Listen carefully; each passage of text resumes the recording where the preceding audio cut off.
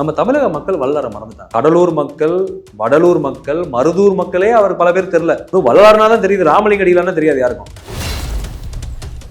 பசும்பொன் முத்துராமலிங்க தேவரையா அவருடைய குரு வள்ளலார் தான். விடுதலை போராட்ட அரசியல் குரு சுபாஷ் சந்திர போஸ், ஆன்மீக குரு வள்ளலார். அதே பல பேர் மறைச்சிட்டாங்க.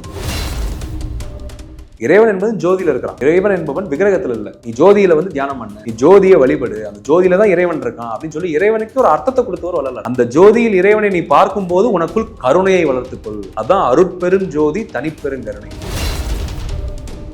ஆன்மீக ரீதியாக போனதுனாலதான் இந்த அசைவத்தை வந்து வெறுத்தாரா, இல்ல பிற உயிர்களை கொல்லக்கூடாது அப்படின்றதுனால இந்த அசைவத்தை வெறுத்து? பிற உயிர்களை கொல்லக்கூடாது, எல்லா உயிரும் இன்புற்று வாழ வேண்டும். அப்ப நம்ம புலால மறுக்கணும். வள்ளலார் வந்து என்ன சித்தாந்தத்தை வந்து கொண்டு போய் சேர்க்கிறாரு அப்படின்ற ஒரு கேள்வி இருக்கு. கோயில்ல கடவுளே இல்லைன்ட்டு. காசி, ராமேஸ்வரம், எவ்வளவு பெரிய மகத்தான ஸ்தலங்கள், எங்கெங்க நீ போனாலும் நீ ஜீவகாருண்ய ஒழுக்கம் நீ பின்பற்றலைன்னா உனக்கு மெய்ஞானம் கிடைக்காது. கோயிலுக்கு போறது அஞ்ஞானம்ன்றது, மெய்ஞானம் தான் நமக்கு தேவை அப்படின்றது.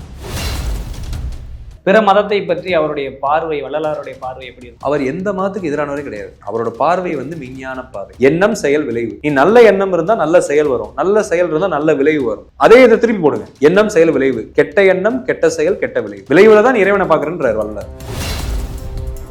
அத வள்ளலார் வந்து என்ன பண்றாருன்னா, நம்ம வந்து இறைவன் என்பவன் நமக்குள்ள இருக்கிறாரு. கடவுள் கடந்து உள்ளே செல், உள்ளேதான் கடவுள். கடவுளின் பெயரால் செய்யக்கூடிய மூட நம்பிக்கையை கடுமையா எதிர்த்தவர் வள்ளலார்.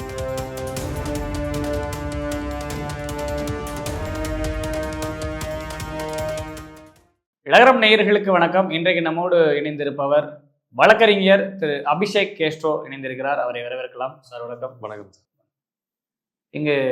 இன்னைக்கு தமிழகத்தை பொறுத்தளவில், இந்தியாவை பொறுத்தளவில் நிறைய சீர்திருத்தவாதிகள் வந்து இன்னைக்கு வரலாற்றில் இடம்பெற்றிருக்கிறாங்க. அதில் இந்த குறிப்பாக பார்த்தோன்னா, நம்ம வள்ளலார் அப்படின்னா, வள்ளலார் வந்து என்ன சீர்திருத்தங்களை கொண்டு வந்தார், வள்ளலார் செய்த சீர்திருத்தங்கள் என்ன அப்படின்ற ஒரு கேள்வி இருக்கு. அதில் உங்களுடைய பார்வை எப்படி சார் இருக்கு? வள்ளலார் கொண்டு வந்த சீர்திருத்தங்கள் இது அப்படின்னு. இல்லை, நீங்கள் நிறைய சீர்திருத்தவாதிகள் சொல்கிறீங்க.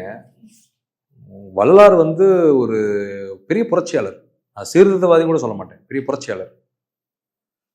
வள்ளலார் அவர்கள்ட்ட வந்து நம்ம இளைஞர்கள், இன்றைய சமுதாய மக்கள், முக்கியமாக தமிழக மக்கள் கிடைத்த மிகப்பெரிய பொக்கிஷம் வள்ளலார்.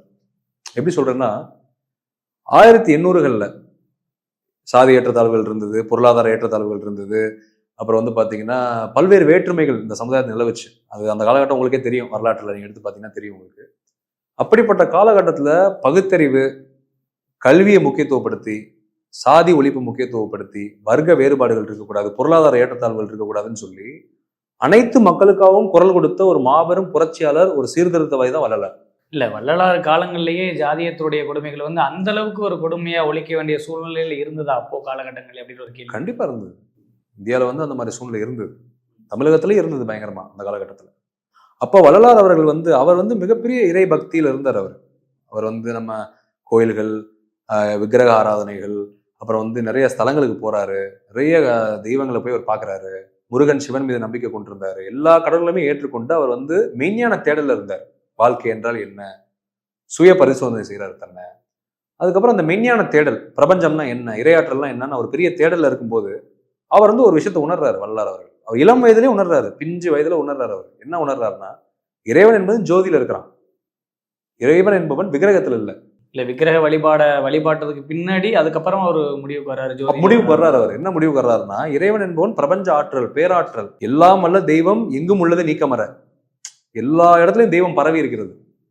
அப்ப அப்படிப்பட்ட தெய்வம் வந்து விக்கிரகத்தில் இல்லை, அது ஜோதியில் இருக்கிறது, ஒளியில் இருக்கிறதுன்னு தான் ஜோதி வழிபாடை கொண்டாடுறாரு. இல்ல, அதுக்கு என்ன சார் காரணம்? அதை ஒரு தாக்கம். இப்ப விக்கிர வழிபாடு, தெய்வம் இருக்கிறது அப்படின்னு நம்புறாரு, ஆன்மீகவாதியா இருக்கிறாரு. ஆனா அது ஜோதி வழிபாடுக்கு போறதுக்கு என்ன மாற்றம்? இப்ப அவர் எப்படி சொல்றதுன்னா, அவர் வந்து என்ன சொல்றாருன்னா, மெய்ஞானம், ஞானத்தையும் கடந்து மெய்ஞானம், மெய்யை உணர்தல்.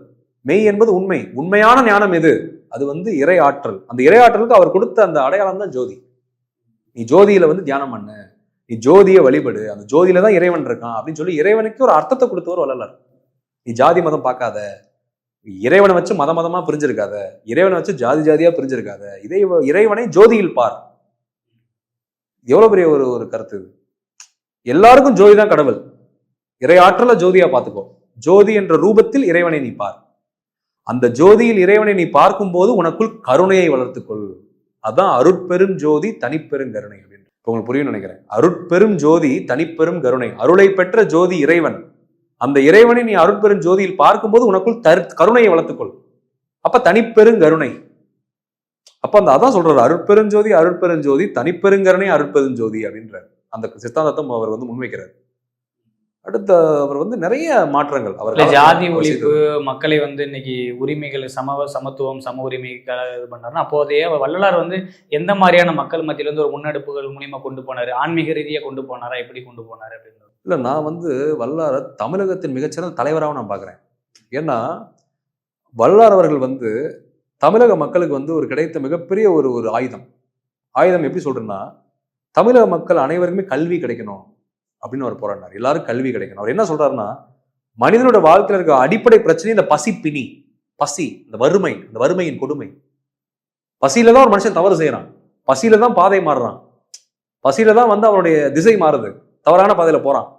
அப்ப அந்த உணவு அளித்து ஜீவகாருண்யம், எல்லா உயிர்களுக்கும் இன்புற்று வாழ வேண்டும், வாடிய பயிரை கண்ட போதெல்லாம் வாடினேன் அப்படின்னாரு. அப்ப வள்ளலார் அவர்கள் வந்து ஒரு மனிதனுடைய பசி ஒழிக்கப்பட்டால், அவனுக்கு உணவு அளிக்கப்பட்டால் அவன் நல்லா இருப்பான், உடல் ஆரோக்கியம் இருக்கும். ஏன்னா எல்லாரும் உணவுக்கு தானே ஓடுறோம், உணவுக்கு தானே உழைக்கிறோம். அப்ப பல பேர் இங்க பசியில வாடுறானே, சாப்பாடு இல்லாம இருக்கானே, அப்ப எல்லாரும் நம்ம உணவை கொடுக்கணும். அதுக்குதான் வந்து வடலூர்ல அவர் என்ன பண்றாரு, சென்னையில தான் இருந்தார், 30 ஆண்டுகள் சென்னையில இருந்தார். இங்கதான் அவர் எல்லாத்தையும் உணர்றார். மருதூர்ல பிறந்தார், கடலூர் மாவட்டம் மருதூர்ல பிறந்து சென்னையில வந்து 30 ஆண்டுகள் இருந்து அப்புறம் வடலூர்ல போய் சத்திய தர்மசாலைன்னு ஒண்ணு நிறுவுறாரு. அங்க வந்து உணவளிக்கிறார். அணையாத அடுப்புன்னு சொல்லுவாங்க. இப்ப வரைக்கும் அந்த அடுப்பு அணையவே இல்லை, அவர் ஏற்றி வச்ச அடுப்பு. ஆமா, அங்க வந்து பாத்தீங்கன்னா ஒவ்வொரு எல்லா நாளும் ஆயிரக்கணக்கான பேர் வந்து சாப்பிட்றாங்க, போய் இலவசமா சாப்பிட்றாங்க. அப்படி மனிதனுடைய பசி பிணியை போக்க வேண்டும். அந்த பிணியை போக்கினால் வேற எந்த பிணியும் வராதுன்றதுதான் வள்ளலாரோட முக்கியமான ஜீவகாருண்யம் சொல்லுவார். அனைத்து உயிருக்கும் அன்பு காட்டுதல், சைவ உணவு பழக்க வழக்கம் தான் ஜீவகாருண்யம். எந்த உயிரையும் நம்ம புலால் மறுத்தல் வேண்டும், கொலை செய்யக்கூடாது, பஞ்சமக பாவங்களில் ஈடுபடக்கூடாது அப்படின்னு சொல்லி அவர் கருத்துக்களை முன்வைக்கிறார். ஒழுக்கத்துக்கு முக்கியத்துவம் கொடுக்கிறாரு. தமிழர்கள் கல்வி கிடைக்க வேண்டும், பெண்கள் விடுதலை பெற வேண்டும், பெண்கள் முன்னேற்றம் அடைய வேண்டும், அனைவருக்கும் உணவு கிடைக்க வேண்டும், ஒரு பொது உடைமை சித்தாந்தம், எல்லாருக்கும் எல்லாம் கிடைக்கணும்பா அப்படின்ற அந்த நல்ல மனது அவருக்கு இருந்தது. இல்ல ஆன்மீக ரீதியா போனதுனாலதான் இந்த அசைவத்தை வந்து வெறுத்தாரா, இல்ல பிற உயிர்களை கொல்லக்கூடாது அப்படின்றதுனால இந்த அசைவத்தை வெறுத்து? பிற உயிர்களை கொல்லக்கூடாது, எல்லா உயிரும் இன்புற்று வாழ வேண்டும். அப்ப நம்ம புலால மறுக்கணும். அவர் என்ன சொல்றாருன்னா, நீங்க புலால மறுத்தல் ஜீவகாருண்யத்தை கடைபிடிக்கும் போது பிரபஞ்ச ஆற்றல் உங்களோட கனெக்ட் ஆகுன்றார். நீங்க அந்த ஜீவகாருண்யத்தை ஃபாலோ பண்ணிட்டு நீங்க தியானங்களோ, மெடிடேஷனோ, யோகாவோ, இல்ல மெய்ஞான தேடலோ, இறைவனுடைய தேடலோ உங்கள்கிட்ட இருந்ததுன்னா உங்களுக்கு இப்ப பிரபஞ்சமே உங்களோட கனெக்ட் ஆகும், உங்களோட சேர்ந்து வேலை செய்யும் அப்படின்னு சொல்லி வள்ளலார் வந்து சொல்றாரு. அதுக்குதான் அவர் வந்து சத்திய ஞான சபை அப்படின்னு ஒன்று நிறுவுறாரு. அதுல வந்து சிற்சபை, பொற்சபை, சத்தியஞான சபைன்னு இருக்கும். அங்கதான் ஜோதி வழிபாடு நடத்தப்படும் எல்லா வருடமும். ஏன்னா அப்படிப்பட்ட சத்தியஞான சபை வடலூர்ல நிறுவுறாரு. அடுத்து தீஞ்சுவை நீரோடைன்னு ஒரு நீரோடையை உருவாக்குறாரு. நீரோடைய உருவாக்கி இருக்கிறாரு அங்க. அப்புறம் சித்தி ஞான சபைன்னு ஒண்ணு இருக்குது, சித்தி கோயில்னு சொல்லுவாங்க. வள்ளலார் அவர்கள் வந்து சித்தி அடைஞ்ச ஒரு இடம் அது. அப்ப வந்து அவர் என்ன சொல்றாருன்னா, அவர் அடிப்படை என்னன்னா எல்லாருக்கும் எல்லாம் கிடைக்கணும். அவரோட வாழ்க்கை வாழ்ந்ததே அந்த நோக்கத்துக்கு தான் வாழ்ந்தார். எல்லாருமே வந்து ஆன்மீகம், நான் தான் கடவுள், நான் தான் எல்லாமே அப்படின்னு சொல்லுவாங்க. வள்ளலார் அப்படி சொன்னதே கிடையாது. அதுதான் ரொம்ப முக்கியமான விஷயம். அவர் வந்து ஒரு சமூக சீர்திருத்தவாதியா இருந்தார். பிரபஞ்சம் இரையாற்றல், அவர் வந்து கடவுள் மறுப்பாளர் கிடையாது. இல்லை இன்னைக்கு சீர்திருத்தம், பகுத்தறிவு, இன்னைக்கு சமூக நீதி இப்படி இருக்கிறவங்க வந்து இன்னைக்கு வந்து ஒரு குறிப்பிட்ட நபர்கள் வந்து சொல்லக்கூடிய அளவில் இவங்க வந்து கடவுள் மறுப்பாளர்கள், கடவுளை நம்பல் அப்படின்றாங்க. இன்னைக்கு வள்ளலார் வந்து ஆன்மீகத்தையும் அவர் மெய்யான தேடலை கொண்டு போயிருக்கிறாரு. அவங்க கிட்ட இருந்து இவர் எந்த இடத்துல வேறுபடுறாரு? இவரோடும் மக்களுக்கான சமத்துவத்தை போயிருக்காரு. வள்ளலாருக்கும் மற்றவங்களுக்கும் என்ன சார் வித்தியாசம்? இல்லை, இப்ப தந்தை பெரியாரும் ஒரு ஆகச்சிறந்த ஒரு சமூக சீர்திருத்தவாதி, அதை நம்ம மறுக்க முடியாது. ஆனா வள்ளலார் எப்படி வேறுபடுறாருன்னா, வள்ளலாரோட காலம் பார்த்தீங்கன்னா தந்தை பெரியார் காலத்துக்கு முன்னாடி 1800கள் அந்த காலகட்டம். எப்படி வேறுபடுறாருன்னு பார்த்தீங்கன்னா, ரொம்ப சிம்பிளா சொல்லணும்னா, எல்லாரும் வந்து பேசினாங்க, ஆனா வள்ளலார் வந்து அடிப்படையில் போய் கை வச்சாரு. உணவு, பசிப்பினியை போக்குதல். இப்போ கூட நான் பார்த்துருக்கேன், வடலூர் தர்மசாலை அங்கே போயிருக்கப்ப அங்க இருக்கக்கூடிய ஏழை எளிய மக்கள், ஒடுக்கப்பட்ட, தாழ்த்தப்பட்ட, பிற்படுத்தப்பட்ட, நலிந்த மக்கள், வறுமை கோட்டு கீழே வாழக்கூடிய மக்கள்லாம் அங்க வந்து உணவு பசியாடுறாங்க. அந்த சத்தியஞான சபையில வந்து நிகழ்ச்சிகளை கலந்துக்கிறாங்க. இப்ப தைப்பூசம் திருவிழாலாம் பாத்தீங்கன்னா, கோடீஸ்வரன் பணக்காரன் வரணும் இல்லையோ, ஏழை எளிய மக்கள் தான் அதிகமா வர்றாங்க அவரை தேடி. அங்கதான் வந்து வள்ளலார் இருக்கிறார். வள்ளலார் வந்து பாத்தீங்கன்னா அனைவருக்குமானவர். பணக்காரனா இருந்தாலும் அங்க போவான், ஆனா அவங்க இப்ப அதிகமா வர்றதில்லை. ஏழை எளிய மக்கள், நலிந்த மக்கள், விளிம்பு நிலை மக்கள்னு சொல்லுவாங்க சமுதாயத்துல, அவங்களுக்கான ஒரு நம்பிக்கையா இருக்கிறார் வள்ளலார். அவர் வந்து என்ன சொல்றதுன்னா வந்து ஒரு ஒரு ஒரு அப்பர் கிளாஸ் ஒரு கோடீஸ்வரர்களுடைய குருன்றது கிடையாது, சாமானியர்களின் குரு. அங்கதான் நம்ம வல்லாரை நீங்க புரிஞ்சுக்கணும். அதில் வந்து குருன்றதை கடந்து ஒரு மிகப்பெரிய தலைவர், ஒரு போராளி, ஒரு மிகப்பெரிய ஒரு சமூக சீர்திருத்தவாதி, ஒரு பெரிய புரட்சியாளர். அவர் அப்படிதான் பார்க்கணும் வல்லாரை. இவங்க எல்லாம் வல்லாரை ஆன்மீகத்தை கொண்டு போய் வைக்கிறாங்க. ஆன்மீகத்தை அவர் வந்து பிடித்தார், நான் இல்லைன்னு சொல்லல. ஆனா அவர் வந்து சாமியாரு, அவர் ஆன்மீகவாதி அப்படி சொல்லக்கூடாது. வல்லார் வல்லார் வந்து ஒரு சோசியல் ரிஃபார்மர், ஒரு சமூகத்தை சீர்திருத்தம் கொண்டு செய்தவர், தமிழக சமூகத்தை. அப்போ வந்து இப்ப எனக்கு இன்னொரு வருத்தம் என்னன்னா, கடலூர் மக்களே அவரை புரிஞ்சுக்காம இருக்காங்க. அது ரொம்ப வேதனைக்குரிய ஒரு விஷயம். கடலூர்ல இருக்கக்கூடிய மக்கள், அந்த வடலூர் சார்ந்த ஏரியாவில் இருக்கக்கூடிய மக்களே இன்னும் அவரை வந்து சரியா புரிஞ்சுக்கல. அவர் என்ன சித்தாந்தத்தை சொன்னார், எதை பத்தி பேசினார், அதை புரிஞ்சுக்கல. அது ரொம்ப வேதனைக்குரிய விஷயம், வருத்தத்துக்குரிய விஷயம். அவர் உருவாக்கி இந்த திருவருட்பா ரொம்ப ரொம்ப முக்கியமானது. அதுல நிறைய கருத்துக்கள் பதிவு பண்ணியிருக்காரு. சாதி ஒழிப்பு, சமூக நீதி, அனைவருக்கும் அனைத்தும் கிடைக்க வேண்டும், கல்வியை பத்தி பேசியிருக்காரு, பசிப்பினியை எப்படி போக்க வேண்டும் பேசியிருக்காரு, அடுத்து ஒரு பொது உடைமை சமுதாயம் எப்படி இருக்கும்னு பேசியிருக்காரு, அடுத்து வந்து மெய்ஞானத்தை எப்படி அடையணும்னு பேசியிருக்கிறாரு, இறைவன் என்னன்னு பேசியிருக்கிறாரு. அவர் வந்து மூட நம்பிக்கையை கடுமையா எதிர்த்தார். கடவுளின் பெயரால் செய்யக்கூடிய மூட நம்பிக்கையை கடுமையா எதிர்த்தவர் வள்ளலார். கடவுளை நம்புகிறவர், ஆனா கடவுளுக்கு எதிரான மூட நம்பிக்கைகளை மட்டும் எதிர்ப்பவர். கடவுள்ன்றதையும் அவர் இறையாற்றல், பிரபஞ்ச சக்தின்னு அவர் எதிர்த்தார். விக்கிரக ஆராதனை அவர் ஏத்துக்கல, அவரை கடுமையா எதிர்த்தார்.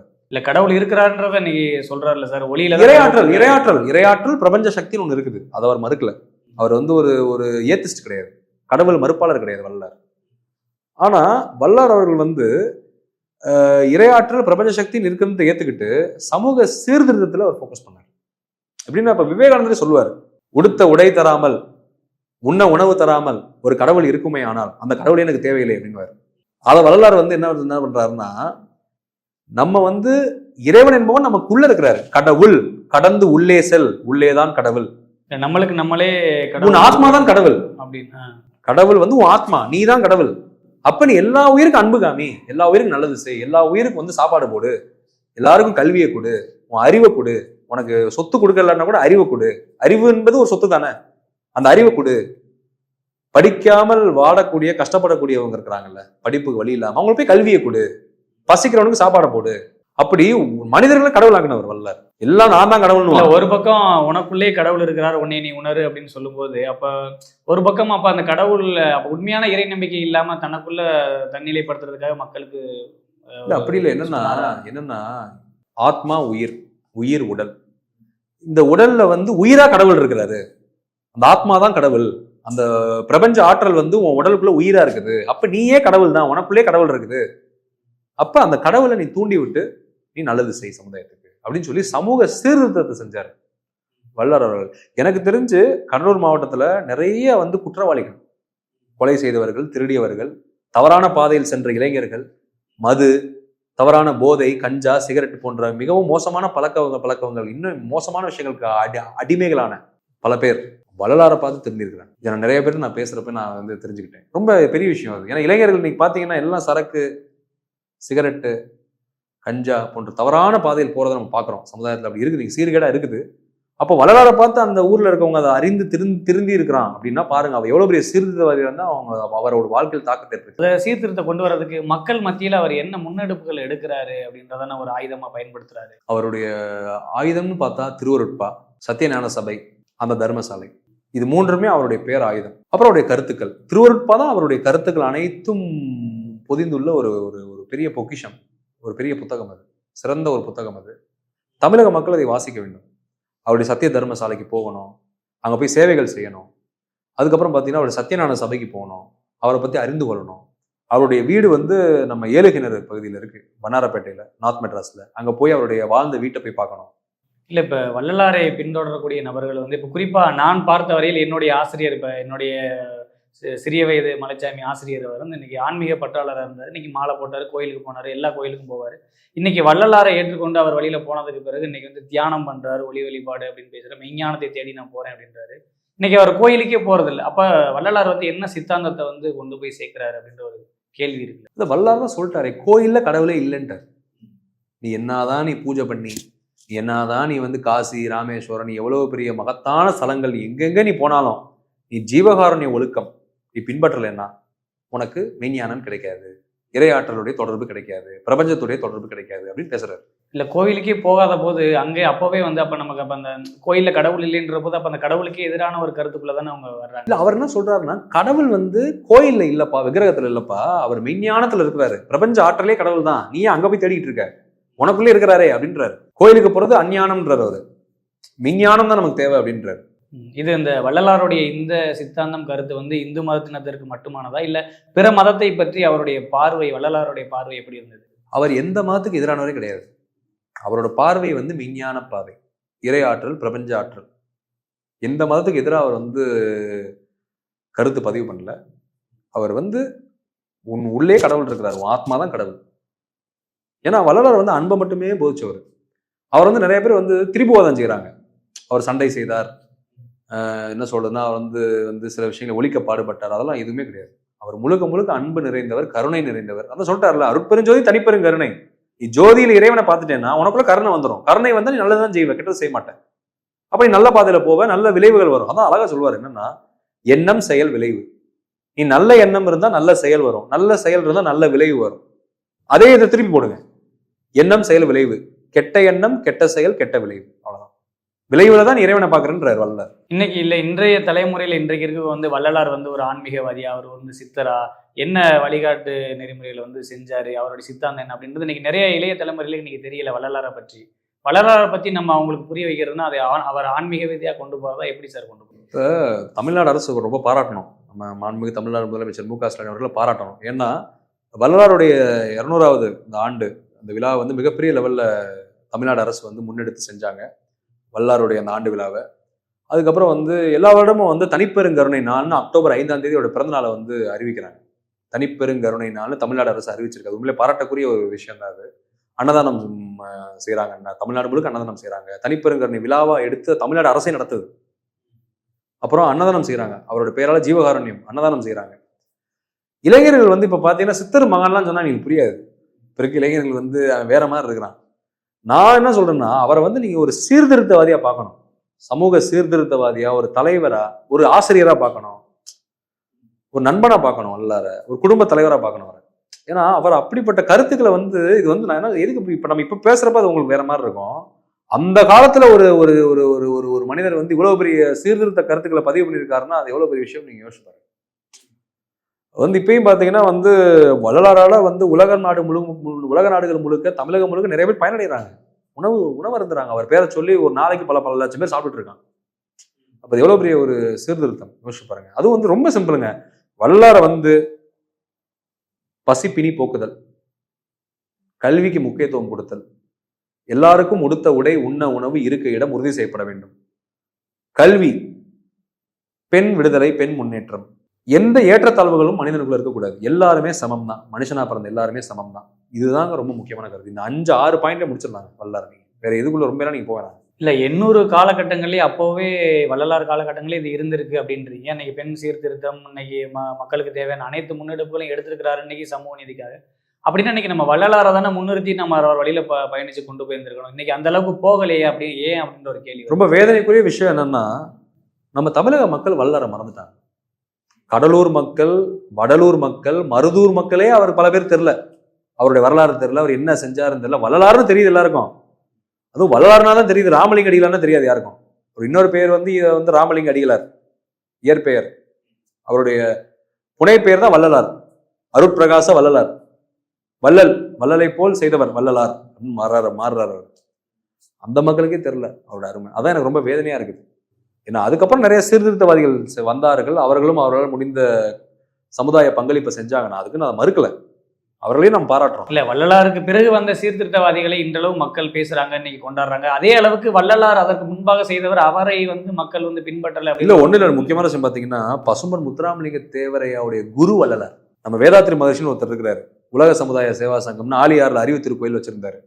அவர் வள்ளலாரை ஏற்றுக்கொண்டுதான் அந்த மிஷனுக்கு போனார். அவர் அந்த யோகா, அந்த மனவளக்கலைன்னு சொல்லுவாங்க, அந்த உடற்பயிற்சி நிறைய சொல்லிக் கொடுத்துருக்காரு, காயக்கல்ப பயிற்சி தான் சொல்லிக் கொடுத்துருக்காரு. அவர் மிகப்பெரிய ஒரு ஆன்மீகவாதின்னு சொல்ல வேணாம், மிகச்சிறந்த சமூக சீர்திருத்தவாதிகள் தான் அவங்கலாம். ஆனால் பசும்பொன் முத்துராமலிங்க தேவரையா வந்து பாத்தீங்கன்னா அவருடைய குரு வள்ளலார் தான். வள்ளலாரை பார்த்து தான் அவர் வந்து ஜீவகாரணத்துக்கு போறாரு, பொது வாழ்க்கைக்கு வர்றாரு. அவருடைய விடுதலை போராட்ட அரசியல் குரு சுபாஷ் சந்திர போஸ், அவருடைய ஆன்மீக குரு வள்ளலார். அதே பல பேர் மறைச்சிட்டாங்க. இல்ல ஆனாலும் அவர் வந்து உருவ வழிபாடு, முருகன் வழிபாடு, ஆன்மீக ரீதியா இருக்கதானே சார். வள்ளலார் கொள்கையில் ஏற்றுக்கிட்டா ஜோதி வழிபாடு. அவர் வந்து அதுல ஈடுபட்டாரு. ஆனா வள்ளலார் வந்து அதை வந்து அவர் ஆதரிக்கல, எப்பவுமே ஆதரிக்கல. ஆனா வள்ளலார் வந்து பாத்தீங்கன்னா தமிழக மக்கள் மறந்துட்டாங்க. அதான் ரொம்ப வேதனைக்குரிய விஷயம். 1800களில் பெரியாருக்கு முன்னாடி அயோத்திதாச பண்டிதர், ரெட்டமலை ஸ்ரீனிவாசன், இந்த மாதிரியான தலைவர்களுக்கு முன்னாடி வள்ளலார் வந்து இன்னைக்கோ செஞ்சுட்டாரு. இந்த சமூக சீர்திருத்தத்தை அவர் எப்பயோ பண்ணிட்டாரு. தமிழக மக்கள் அதை வந்து விழிப்புணர்வு இல்லாமல் இருக்கிறாங்க. அது ரொம்ப வேதனைக்குரிய விஷயம். இளைஞர்களும் அந்த விழிப்புணர்வு இல்லாமல் இருக்கிறாங்க. அது ரொம்ப மிகப்பெரிய வேதனைக்குரிய விஷயம். இல்லை, அது யாருடைய தவறு? அதாவது முந்தைய காலகட்டங்களே சமூக சீர்திருத்தங்களை கொண்டு வர வேண்டும் நினைச்ச வள்ளலார் வந்து இன்னைக்கு முன்னெடுக்க இல்லாமல் போனது வந்து யாருடைய? இல்லை, அரசுகள் முன்னெடுத்து இருக்கணும், அது அரசுகள் பண்ணலை. ஆனால் இப்போ பரவாயில்ல. இப்போ தமிழக அரசு விழித்து கொண்டு தனிப்பெருங்கருணை நாள்னு அறிவிச்சிருக்கிறாங்க. அப்புறம் வந்து வள்ளலாருடைய பிறந்தநாளை வந்து தனிப்பெருங்கருணை நாளாக அறிவிச்சு கொண்டாடுறாங்க. அதுக்கப்புறம் பார்த்தீங்கன்னா உணவு அன்னதானங்கள் செய்யப்படுது அவர் பேரால. இப்போ நிறைய மாற்றங்கள் வந்திருக்குது. உண்மையிலே பாராட்ட வேண்டிய விஷயம். தமிழ்நாடு அரசு நமக்கு பாராட்டணும். ஆனால் இன்னமும் இளைஞர்களை போய் சேரலை. இன்னும் பாடக்கல்வி திட்டங்களில் வரணும். அவரை பற்றி நிறைய நம்ம விழிப்புணர்வு ஏற்படுத்தணும். அவர் கருத்துக்களை கொண்டு போய் இளைஞர்கள் மத்தியில், முக்கியமாக இளைஞர்கள் மத்தியில் சேர்க்கணும். மக்கள் மத்தியில் சேர்க்கறது ஒரு பக்கம் இருந்தாலும் கூட வந்து இளைஞர்கள் மத்தியில் ரொம்ப முக்கியமாக சேர்க்கணும். ஏன்னா இளம் வயதில் அவர் வந்து செய்த அந்த புரட்சி என்பது சாதாரண விஷயம் கிடையாது. அவர் செய்தது எல்லாமே இளம் வயதில் தான் இதெல்லாம் செஞ்சார். முதுமையெல்லாம் எதுவும் செய்யல. எல்லாம் மெயினானா முதுமையில் அடையணும், 60 வயசுல அடையணும்னு நான் சொல்றான். காசிக்கு போறேன், ராமேஸ்வரத்துக்கு போறேன்னு இளமையிலே அவர் அடைஞ்சிட்டாரு. எல்லாத்தையும் புரிஞ்சுக்கிட்டாரு. உலகம்னா என்ன இல்லை, இங்க இருக்கக்கூடிய இப்ப அரசியல்வாதிகளா இருக்கட்டும், அரசியல் பின்புலம் சார்ந்த நபர்களா இருக்கட்டும், இல்லை இந்துத்துவா பேசக்கூடியவர்களா இருக்கட்டும், இப்ப இந்துத்துவா வள்ளலார் அப்படின்னு பார்க்கும்போது வள்ளலார் வந்து அதற்கு எதிரானவராக தானே சார் பார்க்கப்படும். சார் சிம்பிளா சொல்லலாம் சார், மக்களுக்கு நல்லது செய்யணும் அப்படின்னு நினைக்கிற எந்த சித்தாந்தம், எந்த அரசியல்வாதியா இருந்தாலும் வள்ளலார் அவங்களுக்கு இருப்பார். அப்படிதான் நான் பேச விரும்புறேன். இதுல நான் வந்து எந்த அரசியல் கட்சியோ எந்த சித்தாந்தத்தையும் நான் வந்து கருத்து பதிவு நான் விரும்பல. இதை பத்தியும் வள்ளலார் வந்து மக்களுக்கு நல்லது செய்யணும், மக்களுடைய வாழ்க்கையில் மாற்றங்களை ஏற்படுத்தணும், சமூகத்துல ஒரு சீர்திருத்தம் வேண்டும், எல்லாருக்கும் எல்லாம் கிடைக்கணும், எல்லாருக்கும் கல்வி, எல்லாருக்கும் வேலை வாய்ப்பு, எல்லாருக்கும் மருத்துவ வசதிகள், எல்லாருக்கும் உணவு, எல்லாருக்கும் வீடு, எல்லாருக்கும் எல்லாம் கிடைக்கணும்ன்ற அந்த பொது உடைமை சிந்தனை இருந்தா அவங்களுக்கு வள்ளலார் இருப்பார். இதுதான் சார் ரொம்ப சிம்பிளா சொல்ல போனா. ஏன்னா வள்ளலார் வந்து அதற்காக அரும்பாடுபட்டவர். அதை வந்து எல்லாரும் புரிந்து கொண்டு தமிழக மக்கள் அவர் போட்ட பாதையில பயணமாகும். தமிழ் இளைஞர்களும் அவரை புரிந்து கொண்டு அவர் பாதையில பயணமாகும். உங்களுடைய பொன்னான நேரத்தை எங்களோட செலவிட்டமைக்கு நன்றி.